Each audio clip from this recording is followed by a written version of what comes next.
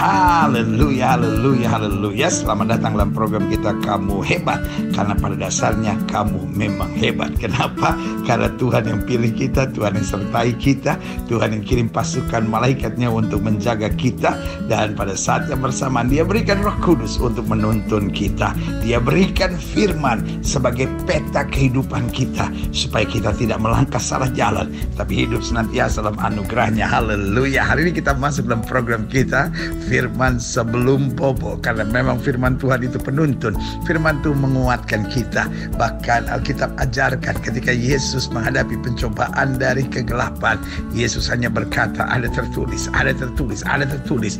Berarti jelas Alkitab bilang manusia hidup bukan dari roti saja, tapi dari setiap firman yang keluar dari mulutnya Allah. Berarti firman Allah adalah kehidupan, firman Allah adalah kekuatan. Tapi pada saat yang bersamaan firman Allah juga senjata buat kita untuk menghancurkan musuh. Nah, saudara yang kasih dalam Tuhan, dalam program Firman Sebelum Bobo hari ini kita masuk dalam pemahaman yang luar biasa tentang 33 kunci untuk membangun keluarga dalam suasana sorga. Saudara yang kasih dalam Tuhan, ini penting. Ada banyak orang pikir membangun keluarga sekedar pokoknya saya suka, dia suka, kita kayaknya sepakat, kita kayaknya saling cinta, ayo kita bangun pernikahan. Saudara yang kasih dalam Tuhan, pernikahan seperti itu saya beri nama pernikahan yang rapuh, karena ini hanya didasari pada suka. Tapi saudara yang kasih dalam Tuhan, pernikahan adalah sebuah perjanjian. Karena itu Alkitab bilang dari satu kesatuan ilahi akan lahir keturunan ilahi. Karena itu Alkitab dengan tegas bilang apa yang dipersatukan oleh Allah tidak bisa diceraikan oleh manusia. Berarti ini bukan sekadar perjanjian, tetapi juga perjanjian yang kekal. Orang dunia saja dapat mengerti bahwa kita akan sehidup semati, apatah lagi kita yang mendasari pernikahan kita pada janji Tuhan.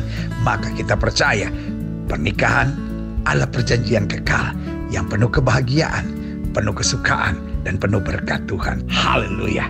Kiranya lewat firman ini setiap saudara menerima berkat-berkat Tuhan. Haleluya.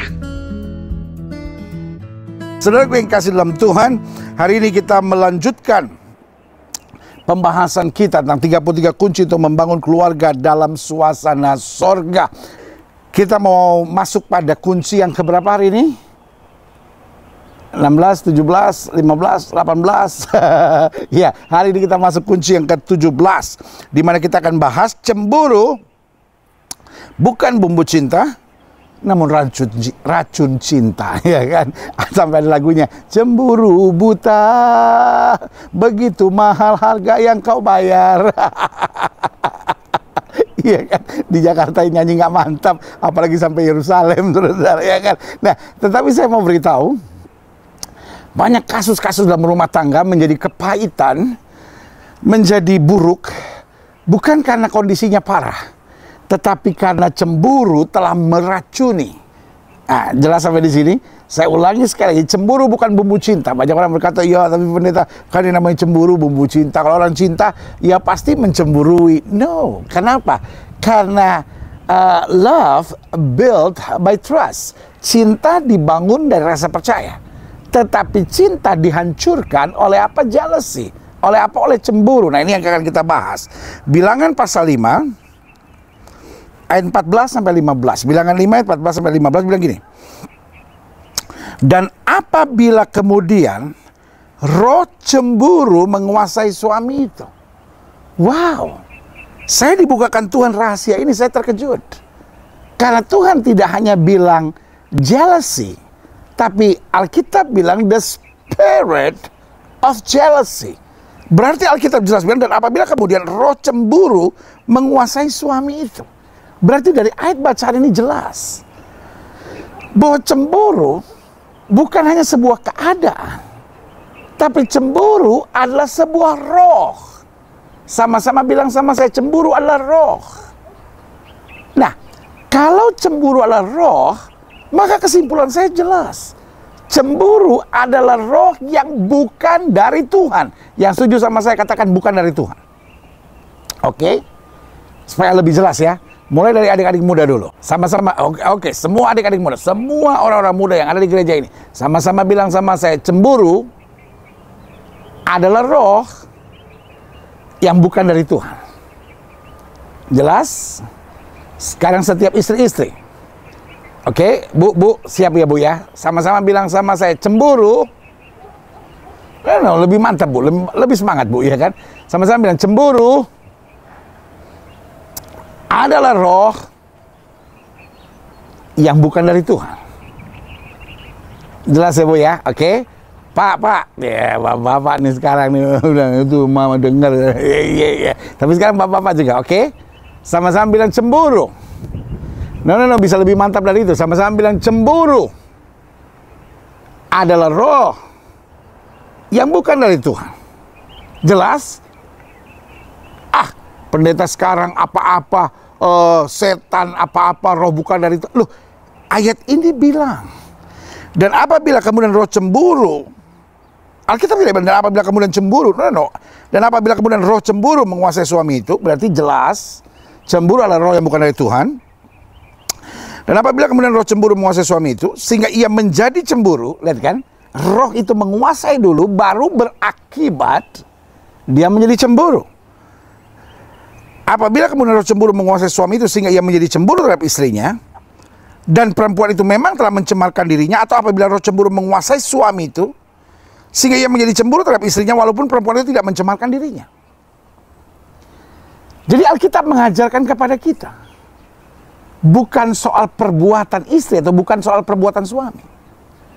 Tetapi kalau roh cemburu menguasai, mau perempuan itu, mau laki-laki itu benar atau salah, cemburu tetap menjadi cemburu. Jelas, sengaja saya baca perlahan-lahan supaya kita bongkar selama ini pandangan kita. Loh, saya cemburu karena cinta. No. Saya cemburu karena sudah dikuasai oleh roh yang bukan dari Tuhan.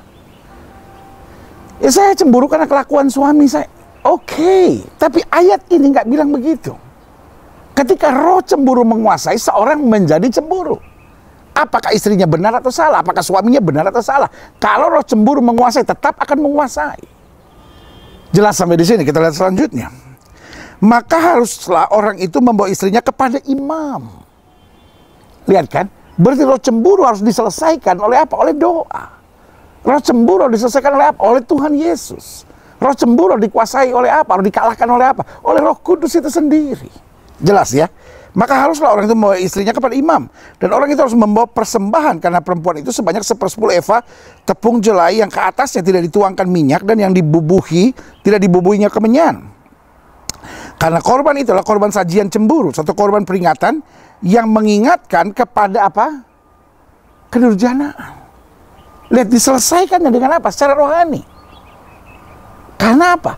Datangnya secara apa? Secara kejahatan. Makanya Alkitab bilang, persembahan kecemburuan adalah persembahan kedurjanaan. Jelas ya sampai di sini.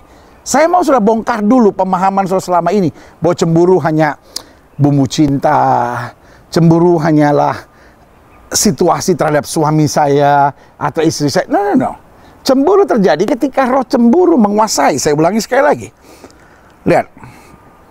Bilangan 5 ayat 14 sampai 15. Dan apabila kemudian roh cemburu menguasai suami itu, sehingga ia menjadi cemburu terhadap istrinya. Kalau sudah baca selanjutnya dikatakan, baik istrinya mencemarkan dirinya atau perempuan itu tidak mencemarkan dirinya. Jadi ingat, cemburu persoalannya bukan pada objeknya, tapi pada subjeknya. Kau dasarnya kau cemburu, yang kau akan cemburu. Dimanapun kau akan cemburuan, karena dasarnya roh cemburu menguasai hidup saudara. Nah, lihat Amsal 27 ayat 4. Panas hati, kejam, dan murka melanda. Tetapi itu masih bisa dibereskan. Yang namanya panas hati, kejam, murka melanda, ketika surut ya surut. Tetapi siapa dapat tahan terhadap cemburu? Karena apa? Karena roh jahat menguasai. Seorang menjadi cemburu. Dan ketika seorang dicemburui, pasti ada ketidaknyamanan dalam hidupnya. Jelas sampai di sini. Nah, tapi yang menjadi timbul pertanyaan dan persoalan, Ulangan 6 ayat 15 dikatakan apa di situ? Sebab Tuhan Allahmu adalah Allah yang cemburu di tengah-tengahmu, supaya jangan bangkit murka Tuhan Allahmu terhadap engkau, sehingga ia memunahkan engkau dari muka bumi. Nah, saudaraku yang kekasih dalam Tuhan, pertanyaannya sekarang, kalau cemburu itu negatif, kenapa Allah itu cemburu? Aha, ini menarik kita bahas. Iya kan? Salah seorang pembawa acara terkenal namanya Oprah Winfrey pernah berkata begini, di masa remaja saya mempertanyakan Tuhan karena saya dengar sebuah khotbah di gereja yang berkata Allah itu cemburu. Dan saya keluar dari gereja karena saya pikir, buat apa saya menyembah Allah yang punya sifat negatif, yang cemburuan? Nah, saudaraku yang kasih dalam Tuhan, nanti saya akan bahas selanjutnya. Tetapi pertanyaan saya, di dalam pendahuluan gini, salah satu perdebatan yang tidak selesai-selesai adalah, sebetulnya cemburu itu perlu nggak sih? Nah, ini menarik untuk kita bahas. Karena ada dua jawaban sederhana. Yang pertama, perlu. Kenapa perlu? Satu, karena kan Tuhan juga cemburuan. Nah, pertanyaan saya sederhana. Bukankah cemburuan Tuhan beda dengan cemburu manusia? Iya kan? Oke, misalnya gini. Tangan Tuhan. Sama nggak tangan Tuhan kayak tangan manusia? Oh, sama. Jarinya sama-sama 5 nggak? Iya kan? Kukunya tambah panjang nggak? Mata Tuhan. Mata Tuhan sama nggak sama mata manusia? Iya kan? 2 juga. Hitam atau biru? Besarnya sama nggak? Atau sipit? Pusing nggak saudara? Ngelihatnya bisa ke sana atau bisa tembus pandang? Kalau dia lagi ngeliat ke sana, bisa ngeliat ke sana nggak? Jadi kalau dia lagi ngeliat ke sana, yang di sebelah sini bisa buat dosa. Pusing nggak? Nah, itu yang saya bilang. Bahasa manusia terbatas, mau coba menjelaskan Tuhan yang tidak terbatas. Jadi di sini letak persoalannya. Kita mau sok nyama-nyamain Tuhan hanya karena istilahnya sama. No. Makanya saya simpulkan begini. Cemburunya Tuhan beda dengan cemburu manusia. Tuhan cemburu karena kuasanya. Amin. Tetapi manusia cemburu karena keparnoannya. Jadi Tuhan cemburu kenapa? Karena dia punya sesuatu yang sudah terbaik buat kita. Dalam kecemburuannya dia sebetulnya ada belas kasihan. Dia nggak mau kita tertipu oleh setan. Dia nggak mau kita tertipu oleh hal-hal yang buruk. Dia nggak mau kita masuk dalam jebakan dan lingkaran setan itu. Makanya dia adalah Allah yang cemburuan. Dia mau kita tetap dekat dengan dia. Tetapi manusia cemburu kenapa? Karena keparnoannya. Oh itu, kamu lihat dia lebih cantik ya. Kamu lihat itu karena itu lebih muda ya. Aku wes tua ya. Itu kan. Jadi manusia cemburu justru dalam apa? Kekurangannya, dalam kelemahan, dalam keparnoannya. Sementara Tuhan cemburu dalam kemuliaannya. Jadi jelas ya, ada banyak orang yang cemburu itu perlu. Kenapa Tuhan juga cemburu? Tapi teori itu sudah kita bantahkan bahwa itu tidak betul. Tuhan yang cemburu adalah beda dengan manusia yang cemburu. Kenapa? Istilah pada Allah yang sama dikenakan pada manusia pasti hasilnya beda. Telinga Tuhan misalnya, iya kan? Telinga Tuhan bisa dengar sejauh mana? Telinga Tuhan 2 enggak? Pusing saudara ya kan? Karena apa? Istilah yang sama ketika dikenakan pada Tuhan itu menggambarkan keterbatasan bahasa manusia, sementara Tuhan kita tidak terbatas. Jadi itu kita bantah bahwa cemburu Tuhan beda sama cemburu manusia.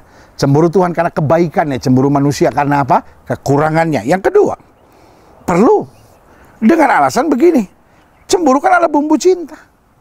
Loh, saudaraku yang kasih dalam Tuhan, mungkin ketika awal-awal pacaran lah gitu, merasa dicemburui itu sebagai bukti cinta, ya kan? Tapi coba kelamaan. Lama-lama, wah, nggak nyaman juga. Makanya, orang yang hidup dalam kecemburuan, rumah tangganya nggak mungkin bahagia. Orang yang cemburuan akan selalu memasung orang yang dicintai. Karena di dalam kecemburuan sebetulnya ada apa? Ada keinginan untuk memiliki lebih. Nah, ini bahaya. Yang ketiga, perlu dengan alasan apa? Pasangan saya sering tidak setia. Nah, selalu saya bilang, solusinya bukan cemburu. Kalau pasangan tidak setia, solusinya adalah diskusi. Mencari penyebab, mencari solusi. Serta kata kitab Yeremia bilang, perhatikan jalan raya, pasang rambu-rambu jalan. Artinya apa?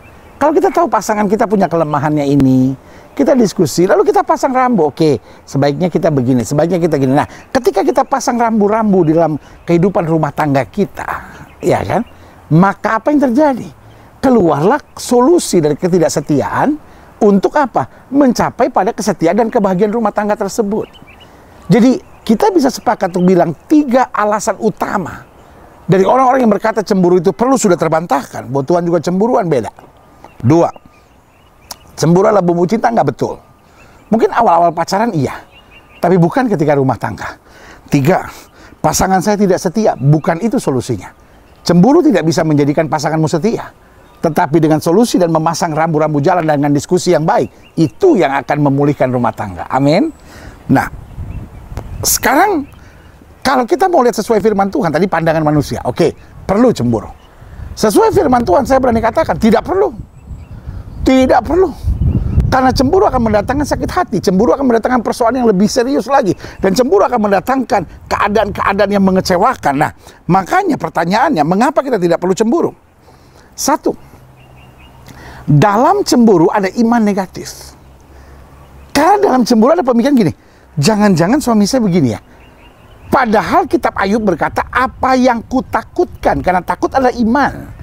Jadi kita mulai beriman bahwa suami kita ini nggak beres. Kita mulai beriman bahwa istri kita ini nggak beres. Jadi ada iman negatif. Sehingga apa yang terjadi? Setan dapat capture itu. Setan dapat ikat itu. Dan membawanya ke hadapan Tuhan untuk menjadikan itu kenyataan.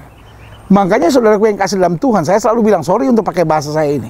Orang cemburu adalah orang yang bodoh, saudara-saudara. Karena yang dia pikirkan, yang dia imani justru hal-hal negatif. Sehingga nggak heran kalau itu terjadi. Saya cemburuin, nggak taunya benar tuh pendeta setelah 2 tahun. Iya. Kenapa? Karena itu iman saudara. Supaya istri saudara nggak setia. Iman saudara supaya suami saudara nggak setia. Bodoh nggak? Sorry, saudara-saudara. Mumpung saya nggak sama-sama saudara ini.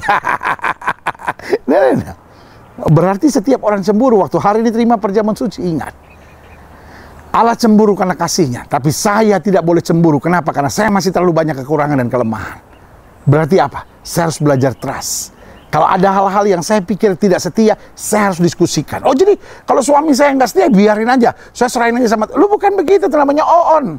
Itu udah bodoh, on pula lagi ya kan? Bukan gitu.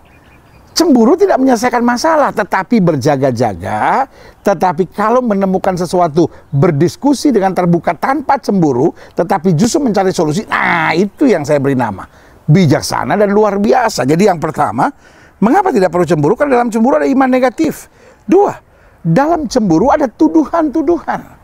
Kamu pasti begini, jangan-jangan kamu begini, ya kan? Dan orang kalau dituduh udah mulai nggak nyaman, saudara. Iya kan? Masa iya sih istri sudah senang dituduh terus? Awalnya sih mungkin dia pikir, wah ya suami saya terlalu sayang, takut kehilangan saya. Tapi kalau lama-lama dituduh, wah lama-lama dia bilang, kamu pikir saya perempuan nggak bener apa? Kamu pikir saya perempuan murahan apa? Laki-laki juga begitu, kamu pikir saya ini apa? Gitu. Kamu tuduh terus, ya udah saya buktiin aja lah jahatnya tuh. Iya kan? Makanya hati-hati, setan senang main dengan roh cemburu. Tujuannya untuk apa? Untuk ngancurin, saudara-saudara. 3, dalam cemburu ada pikiran-pikiran negatif. Padahal kita bilang apa yang benar, apa yang mulia, apa yang sudah dengar, itu yang pikirkan. Paulus berkata apa? Paulus berkata kami memiliki pikiran Kristus. Pertanyaannya, Kristus cemburuan nggak? Kan enggak, saudara-saudara. Allah cemburu betul. Tapi Kristus bukan Tuhan yang cemburuan, saudara-saudara. Berarti hari ini saya hanya mau ingatkan buat setiap saudara. Ngapain kita simpan pikiran-pikiran negatif? Kalau memang itu kejadian, Tuhan akan nyingkapkan kok semuanya. Ada cara Tuhan, ada rahasia Tuhan. Tugas kita adalah diskusi, komunikasi secara terbuka, ya kan? Sehingga segala sesuatunya menjadi indah dan luar biasa. Yang keempat, mengapa tidak perlu cemburu? Karena dalam cemburu ada kebiasaan mengungkit-ungkit kesalahan-kesalahan serta pembenaran-pembenaran diri. Ya kan? Orang cemburu itu paling senang. Tapi kan kamu dulu waktu SMA pernah begini. Tapi kan kamu dulu waktu pacaran kita baru kan pernah begini. Tapi kan 2 tahun yang lalu kan kamu pernah begini. Nah, orang cemburuan persoalannya apa? Dia senang mengungkit-ungkit yang lalu. Sehingga dia mulai membenarkan, tapi kan saya begini, tapi kan saya, ini dia. Nah, rumah tangga nggak bisa begitu. Alkitab bilang, kesusahan sehari cukuplah untuk sehari. Apa yang sudah berlalu, berlalu, saudara-saudara. Iya kan? Paulus bilang, aku melupakan apa yang ada di belakangku. Berarti orang yang cemburu adalah orang yang melanggar firman. Dan bagaimana rumah tangga kita bisa bahagia kalau kita tetap terus-menerus melanggar firman? Selanjutnya, mengapa cemburu tidak perlu? Dalam cemburu ada pengekangan. Wah, suami yang cemburuan membuat istrinya tertekan. Istri yang cemburuan membuat suaminya tertekan. Bu, boleh nggak bu, ibu bertobat? Suami ibu udah cukup makan hati bu. Jangan tunggu sampai dia stroke dulu, Bu. Bener deh, Bu. Pak, istrimu sudah makan ati, Pak. Jangan sampai istrimu kena segala serangan penyakit dulu baru engkau sadar, Pak. Engkau terlalu mengekangnya. Ya kan? Anjing saja. Anjing aja kebanyakan diikat jadi galak, saudara-saudara, ya kan? Boleh nggak sih dalam rumah tangga dibangunlah rasa trust. Dan ketika kita merasa dipercaya oleh pasangan kita harus lebih berhati-hati. Kenapa? Karena dalam rumah tangga yang perlu kita takuti bukan hanya suami atau istri. Yang paling penting yang harus kita takuti dalam rumah tangga adalah janji kita di hadapan Tuhan. Waktu kita berdiri di altarnya Tuhan di gereja, lalu kita berjanji, aku menerima engkau sebagai suamiku yang sah dan satu-satunya. Aku berjanji untuk menerima engkau sebagai istriku yang sah dan satu-satunya. Berarti, saudaraku yang kasih dalam Tuhan, kita harus takut kepada Tuhan kalau kita melanggar janji kita. Kita harus takut kepada Tuhan kalau kita mengkhianati janji pernikahan kita. Hukuman manusia paling marah, ujung-ujungnya paling ninggalin saudara. Tetapi kalau kita berurusan dengan hukuman Tuhan, itu yang parah. Jangan main-main, saudara-saudara. Selanjutnya, dalam cemburu ada perendahan harga diri. Orang yang dicemburui akan selalu merasa dirinya tidak berharga. Kenapa? Makanya tidak heran ada banyak istri yang berkata, kamu pikir saya wanita murahan apa? Tidak sedikit pria yang mulai berkata, kamu pikir saya itu laki-laki apa sih? Kayaknya semua wanita saya naksir. Kayaknya saya nggak boleh lihat yang bagaimana sedikit langsung nyosor begitu. Saudaraku yang kasih dalam Tuhan, jangan bangun rumah tangga murahan dalam hidup saudara. Boleh nggak kita bangun rumah tangga yang mahal sedikit? Di dalamnya ada trust, di dalamnya ada percaya. Sama seperti kalau sudah beli tas harga 25.000. Ya kan, sudah beli tas harga 25.000. Maka kalau bawa barang berat sedikit kan sudah udah mulai khawatir kan. Wah, jangan-jangan nih putus nih. Karena apa? Murahan. Tapi kalau sudah beli tas 5 juta, ada nggak sih tas 5 juta? Katanya ada sih, iya kan? Nah, oke, sudah beli tas 5 juta, 10 juta misalnya, iya kan? Oh, itu seberat apapun, sudah bawa, sudah tenang. Kenapa? Oh, ini tas mahal kok, ini tas kuat kok, oke kok. Nah, begitupun rumah tangga kita. Ketika kita bangun dengan trust, saya tahu kok siapa suami saya tahu kok siapa istri saya. Ketika seorang dipercaya dan dibangun rasa kebersamaan dan kebanggaan bersama, serta dibangun komunikasi yang terbuka, saudaraku yang kasih dalam Tuhan, saya percaya ada berkat Tuhan yang menaungi keluarga saudara. Yang setuju sama saya katakan amin. Nah, makanya saya catat syarat utama cinta adalah trust. Sama-sama bilang sama saya, syarat utama. Nah, sama-sama bilang sama saya, syarat utama dari cinta adalah trust. Sekali lagi sama-sama bilang, syarat utama dari cinta adalah trust. Jadi tanam dalam hidup saudara ya. Syarat utama, kalau kita makin mencintai, makin kita bisa saling mempercayai. Nah, namun perlu diingat, kalau syarat utama itu trust, maka ada pertanyaan kita, apa yang harus kita ingat? Satu, trust bukan permohonan, namun kualitas. Please trust me, I know. Memang kita menjerit untuk minta dipercaya, betul. Tetapi dipercaya bukan sekedar permohonan. Iya kan? Trust is not just a request. It's quality of your life. Ketika seorang hidupnya berkualitas, maka makin akan terbangun rasa percaya. Kecuali memang pasangannya parno dan harus bertobat, saudara. Jadi mari kita sebagai orang-orang yang takut akan Tuhan, kita sebagai orang-orang percaya, kita sebagai orang yang sudah mengenal Kristus. Pertanyaan saya sederhana. Mau nggak kita mulai hari ini memiliki hidup yang bukan karena oh demi istri saya, demi no. Demi perjanjian kita dengan Tuhan. Tuhan sudah buat baik buat saya. Masa saya mau jadi orang yang genit sih? Tuhan sudah buat baik buat saya. Masa saya mau jadi orang yang berkhianat sih? Tuhan sudah buat baik dalam hidup saya. Masa iya sih saya mau hidup seenaknya gitu? Pak, Bu, boleh nggak sih dalam rumah tangga berhenti dong saling cemburu satu sama lainnya, tapi mulai bangun trust, mulai selidiki firman, mulai berakar dalam firman, sehingga rumah tangga kita lebih mantap. Selanjutnya, trust merupakan hasil sharing dan pengertian, bukan hasil perintah dan penjajahan. Kamu pokoknya percaya saya, nggak bisa. Itu hasil diskusi bersama, ya kan? Pak, saya maunya begini. Bukan, awas ya, sekali saya tahu kamu berkhianat sama saya saya bacok kepala. Anak tukang kelapa muda kali, biasa bacok kelapa ya kan. Tukang cari gonofu. Hari ini saya cuma mengingatkan buat setiap saudara, boleh nggak sih lebih banyak sabar gitu, diskusi, terbuka, karena trust merupakan hasil sharing dan pengertian, bukan hasil perintah. Awas ya kamu, bukan hasil ancaman-ancaman. Selanjutnya, trust harus disertai ketaatan pada rambu-rambu dan kesepakatan. Seperti saya bilang tadi, setiap orang pada dasarnya bisa jatuh loh. Setiap orang pada dasarnya bisa goyah. Tetapi mari kita, kata Alkitab, pasang rambu-rambu jalan. Sayang karena kita udah menikah, boleh nggak? Saya nggak suka kamu misalnya di mobil berduaan sama orang lain. Ah, ya kan? Kamu kan wanita, masa kamu berduaan di mobil sama pria lain? Hanya alasannya, ya kita pas bersama, ini kan teman SMA saya, teman lama saya, boleh nggak? Kita misalnya bangun kesepakatan-kesepakatan yang memang rumah tangga kita perlukan, ya kan? Itu yang Alkitab bilang, pasang rambu-rambu jalan, ya kan?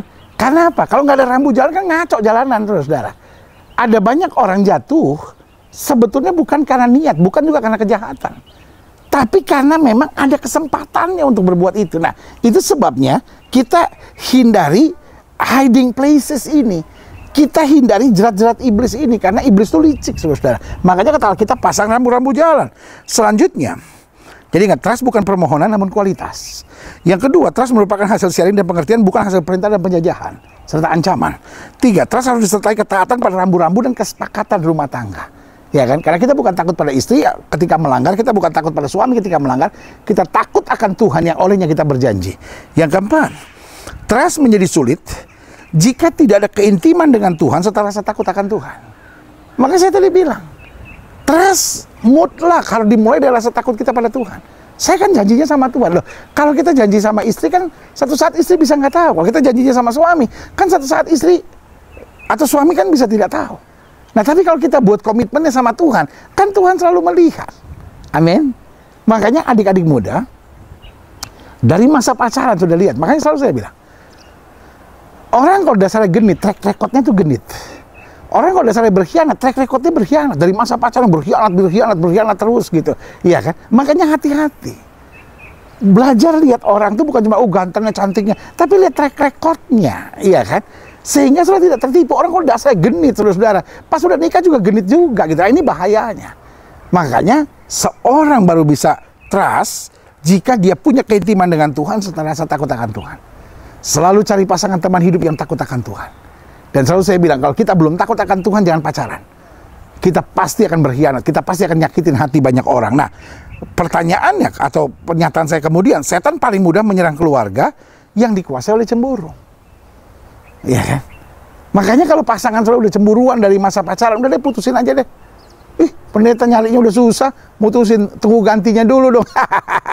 Lu pikir beli motor? Iya kan? Baru mau lepas setelah udah dapat gantinya. Jangan saudara. Karena kalau saudara memang dari masa pacaran, ya tapi mungkin dia kalau udah nikah kali udah berubah kali, kan namanya pacaran kan dia masih bisa kehilangan pendeta sebelum janur kuning melengkung. Udahlah. Ya, sekali lagi saya bilang, orang cemburuan itu bukan karena masa, orang cemburuan karena hati dan kelakuan gitu. Makanya sebelum saudara menderita lebih jauh, lepas saja deh saudara. Dan selanjutnya hati-hati. Kalau orang itu dasarnya cemburuan atau dasarnya genit atau dasarnya suka berkhianat, jangan dekati. Karena setan paling mudah menyerang keluarga yang dikuasai oleh apa? Cemburu. Nah, pertanyaannya, mengapa orang sebenarnya dikuasai oleh cemburu? Orang itu cemburuan kenapa sih, pendeta? 1, karena pernah trauma.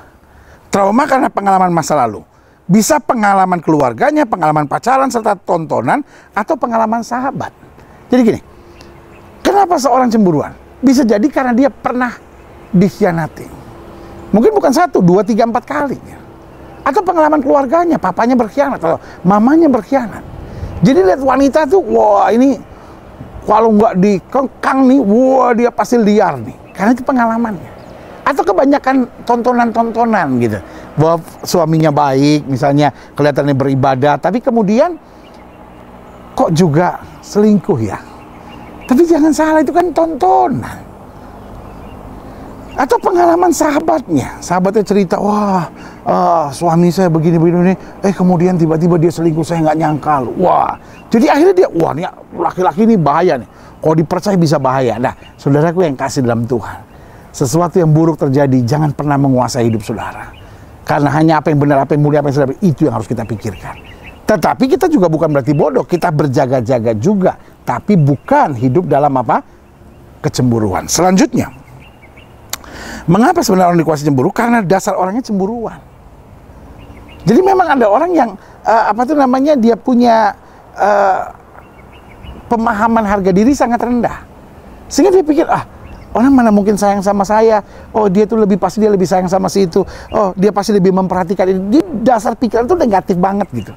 Dasar orangnya cemburuan. 3, karena ketidakmampuan move on dari kesalahan pasangan. Jadi karena waktu tahun pertama dia pernah dikhianati, udah selanjutnya sampai 15 tahun menikah, terus dia pikir, wah ini pasti akan berkhianat sama saya. Nggak pernah move on gitu ya kan. Selanjutnya, karena membiarkan pikiran-pikiran negatif menjajah. Karena untuk mencemburui harus memiliki pikiran negatif terlebih dahulu. Nah ini persoalannya. Masa iya sih kita mau biarkan pikiran-pikiran negatif menyerang dan kita tidak mau menolaknya, ya kan? 5, mengapa seorang dikuasai cemburu? Karena tidak menyadari kuasa Tuhan. Bukankah kalau kita berdoa, Tuhan akan menjaga? Bahkan Alkitab berkata Tuhan akan menyingkapkan yang terselubung. Walaupun suami sudah begitu pandainya menyimpan segala perselingkuhannya, tapi kalau Tuhan singkapkan habis, saudara. Makanya sebagai hamba Tuhan saya hanya mau ingatkan, belajarlah untuk menyerahkan segalanya pada kuasa Tuhan, sehingga kita nggak perlu jadi orang yang cemburuan. Tetapi Tuhan akan menyingkapkan yang terselubung, Tuhan akan mengingatkan, Tuhan akan menjaga, dan Tuhan akan membawa keluarga kita pada kebahagiaan. Yang setuju kasih tepuk tangan lu yang meriah buat Tuhan. Haleluya, haleluya, haleluya. Saya mau ada sebuah pertanyaan yang harus saudara renungkan. Haruskah kita mempercayai yang tidak bisa dipercaya? Kalau istri saya nggak bisa dipercaya, pendeta, saya harus percaya dia. Kalau suami saya nggak bisa dipercaya, terus saya harus tetap percaya. Dengan alasan, ini roh setan, roh cemburu yang menguasai saya. Ingat, jangan bodoh. Tetapi trust is a must. Cemburu bukan solusi. Ketika istri saudara tidak bisa dipercaya, ketika suami saudara tidak bisa dipercaya, maka yang harus saudara buat, komunikasi dengan terbuka, sayangi dia lebih lagi, lalu ambil waktu untuk diskusi lebih terbuka, lalu sepakati rambu-rambu jalan. Kenapa? Karena pada dasarnya tidak ada orang yang mau jadi perselingkuh. Tetapi roh memang penurut, daging lemah. Nah, tugas kita adalah membantu pasangan kita supaya hidupnya bisa lebih bahagia bersama kita, sehingga dia tidak dikuasai lagi oleh cemburu. Sehingga kalaupun dia mencemburui, maka kita doa, ya kan? Kita doa kemuliaan Tuhan menjaga supaya pasangan kita tidak cemburuan, supaya kita juga tidak cemburuan. Nah, itu yang terjadi, iya kan? Jadi jangan bodoh, tapi trust is a must. Jika kita belajar trust, maka Allah akan menyingkapkan yang terselubung. Kembangkan diskusi, saudaraku. Yesus tidak cemburuan sama murid-muridnya, tapi Yesus tahu kelemahan murid-murid. Yesus bilang semua akan tergoncang imannya karena aku. Artinya apa? Yesus menyadari kekurangan dan kelemahan, tapi dia juga memberi jalan untuk itu. Saudaraku yang kasih dalam Tuhan, boleh nggak saya ingatkan sekarang? Kita buang yuk kebiasaan cemburu dalam keluarga kita. Kita mulai bangun kasih dalam hidup kita. Kita mulai bangun sukacita dalam keluarga kita. Kita mulai bangun trust dalam our family.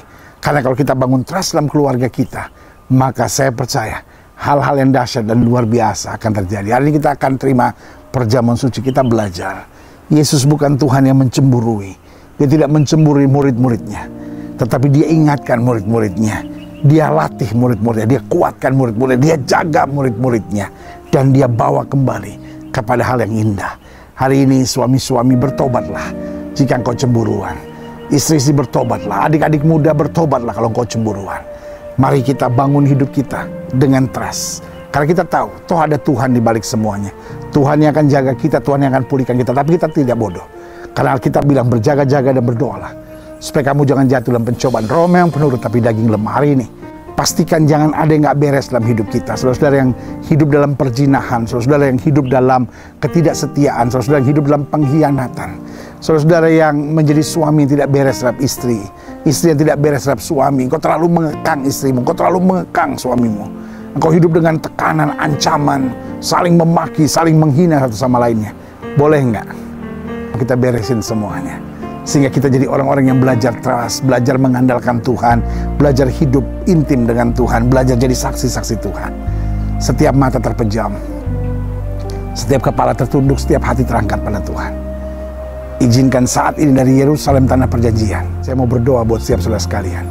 Saudara yang ingin didoakan, saudara boleh taruh tangan kanan saudara di dada, atau mungkin saudara berkata, it's really me. Itulah saya orang yang cemburuan banget. Taruh tangan kananmu di dada. Atau mungkin saudara berkata, I'm tired. Saya capek banget. Suami saya terus mencemburui saya, istri saya terus mencemburui saya. Saya tuh terhina banget dengan kata-katanya. Kadang-kadang saya merasa saya seperti perempuan murahan gitu. Atau mungkin saudara berkata, saya kayak laki-laki gak ada harganya gitu. Lalu saudara berkata, Tuhan saya tahu, bagi engkau aku berharga. Taruh tangan kananmu di dada. Atau mungkin saudara berkata, pendeta saya anak muda yang gak beres hidup saya. Kami lakukan hubungan seks sebelum nikah dan saya mau bertobat dari semuanya. Taruh tangan kananmu juga di dada. Atau mungkin saudara berkata, saya nggak tahu, I'm lost. Saya nggak tahu hidup saya mengarah kemana. Tapi hari ini saya dengar firman Tuhan. Saya mau terima mujizat Tuhan. Saya mau menjadi satu dengan Kristus. Saya mau melekat pada Tuhan karena I'm confused for my life. Saya bingung banget dalam hidup saya. Taruh tangan kananmu juga di dada.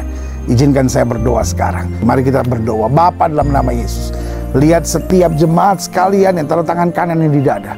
Karena berbagai beban, persoalan, masalah, tantangan, bahkan segala roh-roh yang bukan dari Tuhan yang menguasai kami. Kalau dalam hati kami ada roh pengkhianatan, dalam hati kami ada roh kecemburuan, kami patahkan di dalam nama Yesus. Bangun rumah tangga kami kembali Tuhan, dengan rencana-Mu, dengan kasih-Mu, dengan kuasa-Mu. Karena Tuhan hamba berdoa dalam nama Yesus, hal-hal yang baik boleh terus terjadi. Rumah tangga dipulihkan, orang-orang muda diberkati. Setiap kami boleh hidup dalam terang Tuhan. Rumah tangga kami harus lebih indah. Masa muda kami harus lebih dahsyat. Usaha kami harus lebih benar. Jalan-jalan kami harus lebih berkenan kepada Tuhan. Terima kasih Bapa. Terima kasih Bapa. Terima kasih Bapa. Jemaat sekalian, saya berdoa setiap firman yang sudah kita terima akan mengubahkan hidup kita. Tetapi waktu masuk dalam perjamuan suci, kita mulai menjadi satu dengan Kristus. Yang sakit menerima kesembuhan, yang lemah menerima kekuatan, yang jauh dari Tuhan dipulihkan kembali untuk hidup dalam anugerah Tuhan yang sempurna.